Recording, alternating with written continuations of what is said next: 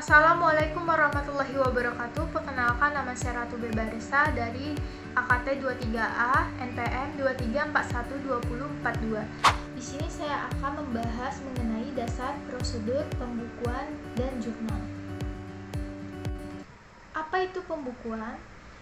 Pembukuan adalah pencatatan yang dilakukan secara teratur untuk mengumpulkan data dan informasi keuangan yang meliputi harta, kewajiban, modal, penghasilan, dan biaya, serta jumlah harga perolehan dan penyerahan barang atau jasa, yang ditutup dengan menyusun laporan keuangan berupa neraca dan laporan laba rugi.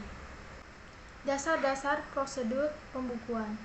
Untuk menyusun neraca dan laporan laba rugi, suatu sistem akuntansi harus dapat menghasilkan 5 kategori informasi, yaitu aktiva, kewajiban, modal, pendapatan, dan biaya. Modal pada tanggal neraca dipengaruhi oleh 1. Saldo awal modal, 2. Tambahan modal bersih atau tambahan modal setelah dikurangi price, 3. Laba bersih untuk periode yang bersangkutan atau pendapatan dikurangi biaya. Dengan demikian, persamaan akuntansi nampak sebagai berikut. Aktiva sama dengan kewajiban ditambah modal. Modal ditambah tambahan dikurangi price tambah pendapatan dikurangi biaya awal modal. Jurnal dan posting. Apa itu jurnal? Jurnal adalah alat untuk mencatat transaksi perusahaan dilakukan secara kronologis atau berdasarkan urut waktu kejadiannya, dengan menunjukkan rekening yang harus didebit dan dikredit beserta jumlah rupiahnya masing-masing. Jurnal disebut buku catatan pertama atau Book of Original Entry karena setiap transaksi yang terjadi dalam perusahaan sebelum dibukukan ke buku besar harus dicatat terlebih dahulu dalam jurnal. Manfaat pemakaian jurnal. 1. Jurnal merupakan alat pencatatan yang dapat digambarkan pos-pos yang terpengaruhi oleh suatu transaksi. 2. Jurnal memberikan gambaran secara kronologis atau menurut urutan waktu terjadinya transaksi, sehingga dapat memberi gambaran yang lengkap tentang seluruh transaksi perusahaan berdasarkan urutan-urutan kejadiannya. Yang ketiga, ada jurnal dapat dipecah-pecah menjadi beberapa jurnal khusus yang dikerjakan oleh beberapa orang secara bersamaan. Dan yang keempat, ada jurnal menyediakan ruang yang cukup untuk keterangan transaksi. Yang kelima, apabila transaksi dicatat secara langsung ke buku besar dan terjadi kesalahan dalam mencatatnya, maka letak kesalahan tersebut di buku besar akan sulit ditemukan. Rekening sebagai alat pencatatan. Rekening adalah suatu alat untuk mencatat transaksi-transaksi keuangan yang berhubungan dengan aktiva, kewajiban, modal, pendapatan, dan biaya.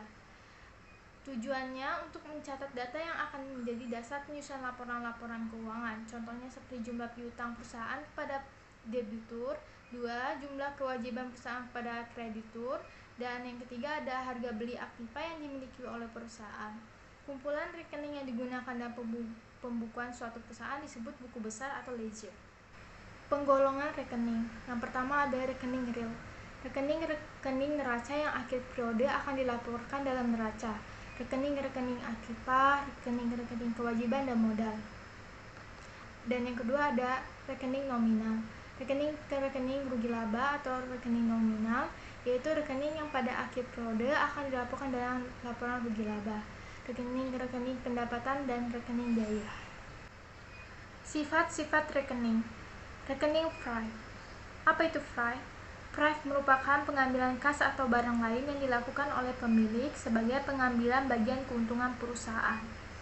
Sifat-sifat rekening. Di bagian debit, pertambahan dalam rekening-rekening aktiva, pengurangan dalam rekening-rekening modal, pengurangan dalam rekening utang, dan di sebelah kredit ada pertambahan dalam rekening-rekening utang, pengurangan dalam rekening-rekening aktiva, dan pertambahan dalam rekening-rekening modal.